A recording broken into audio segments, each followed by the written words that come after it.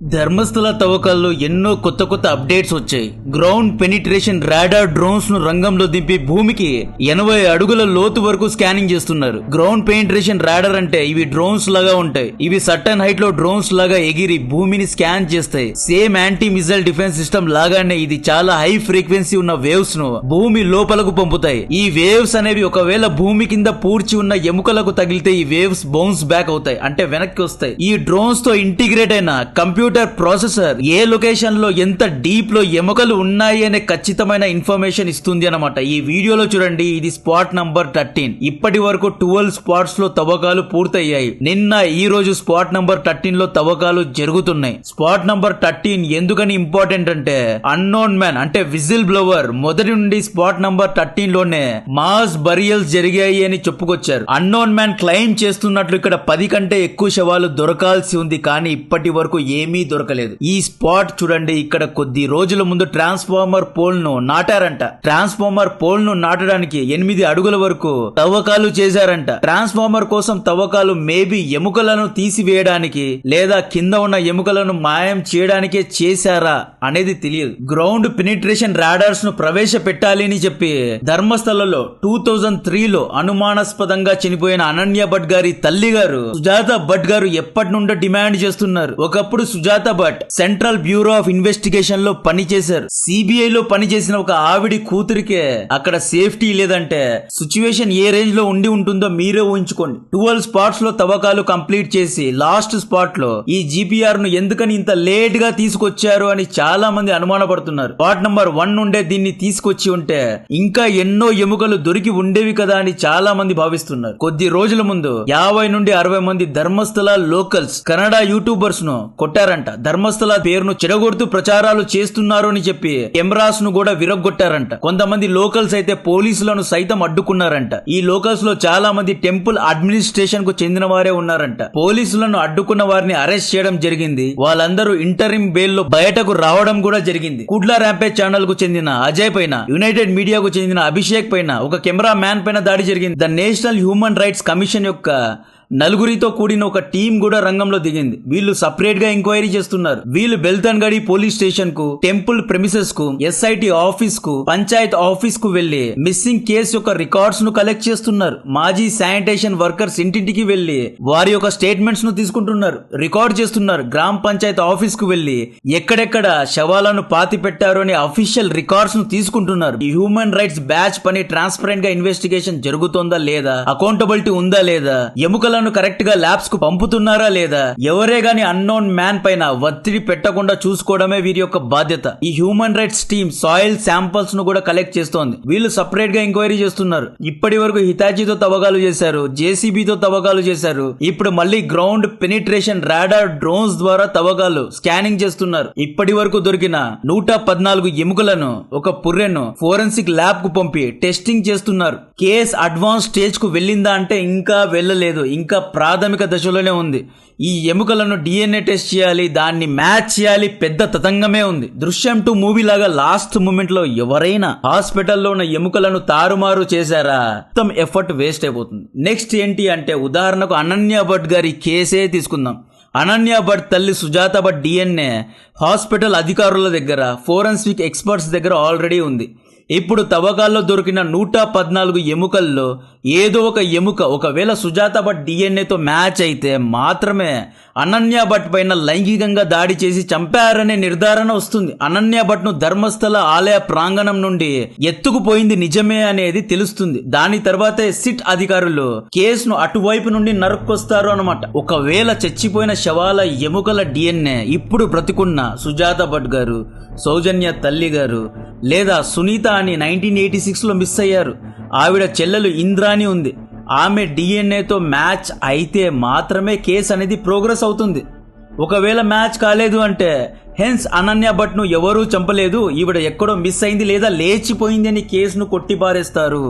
అప్పటి వరకు ఎవ్వరూ కంక్లూజన్ కు రావద్దు. లాస్ట్ మూమెంట్ వరకు ఏం జరుగుతుంది అనేది ఎవ్వరికీ తెలియదు. కర్ణాటకలో ఉన్న ప్రభుత్వ ప్రతిపక్ష నేతలు, నేషనల్ మీడియా, ఇంటర్నేషనల్ మీడియా అందరూ ఎప్పుడు సిట్ తమ యొక్క రిపోర్ట్ ను విడుదల చేస్తుంది అని వెయిట్ చేస్తున్నారు. మన మెయిన్ తెలుగు మీడియా ఛానల్స్ 1000 పుర్రెలు దొరికాయి, 10,000 ఎముకలు దొరికాయి అని చెప్పి ధర్మస్థల ఇష్యూ మొత్తాన్ని స్పామ్ చేయడం కారణంగా చాలా మందికి అసలు ఏం జరిగింది అనేది అర్థం కావడం లేదు. మనోళ్ళలో కొంతమంది ధర్మస్థల కేసు క్లోజ్ అయిపోయింది, నిందితుల్ని కూడా పట్టుకున్నారు అనే కంక్లూజన్ కు వచ్చేసారు. వీటన్నిటికీ కారణం మెయిన్ మీడియా చేసే బాధ్యత రాహిత్యమైన సమాచార సేకరణ. ఒక రిసర్చ్ ఉండదు, ఏమీ ఉండదు, నోటికి ఏదొస్తే అది స్టెప్ బై స్టెప్. ఇంకొకసారి ఎక్కడెక్కడ ఏమేమి దొరికాయి అనేది చెప్తా.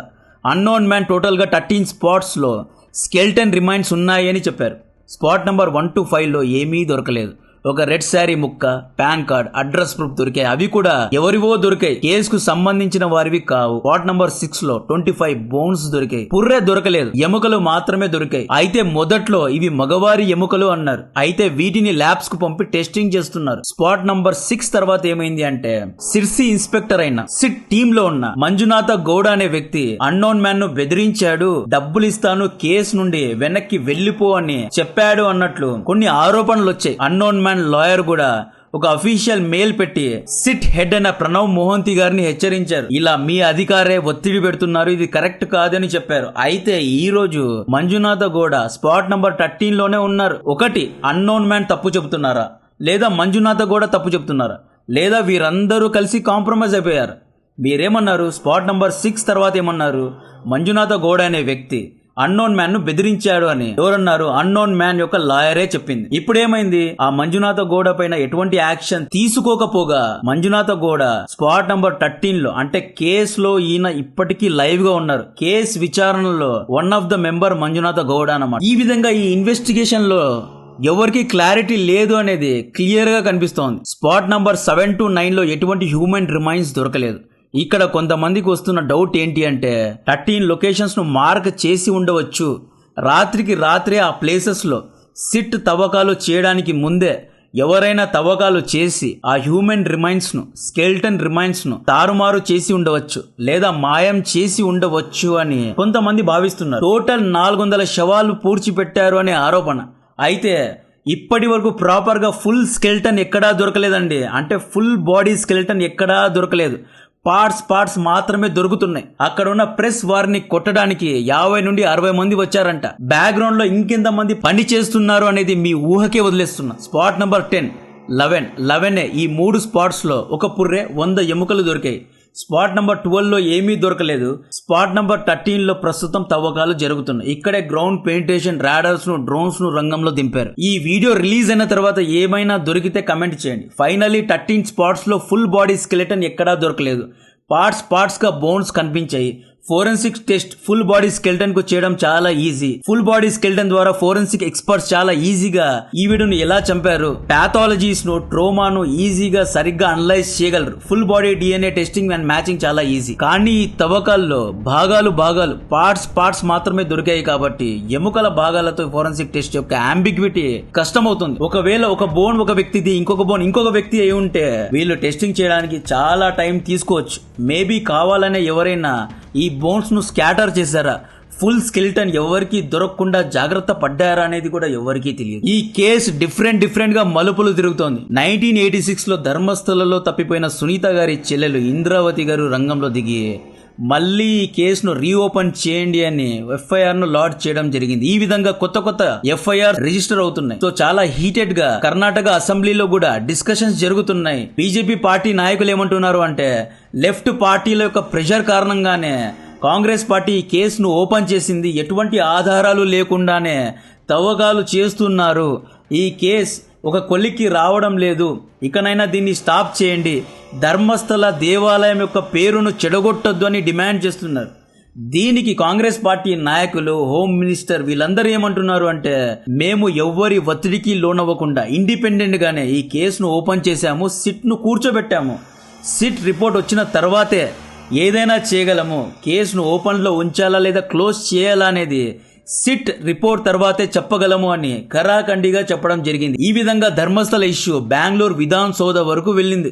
మీరేమనుకుంటున్నారు? ఇంకెన్ని ఏళ్ల తర్వాత ఈ కేసు కొలిక్కి వస్తుంది అనుకుంటున్నారు అనేది కమెంట్ చేయండి. కంటెంట్ నచ్చితే వీడియోను లైక్ చేయండి, ఛానల్ను సబ్స్క్రైబ్ చేసి అందరికీ షేర్ చేయండి. జై హింద్.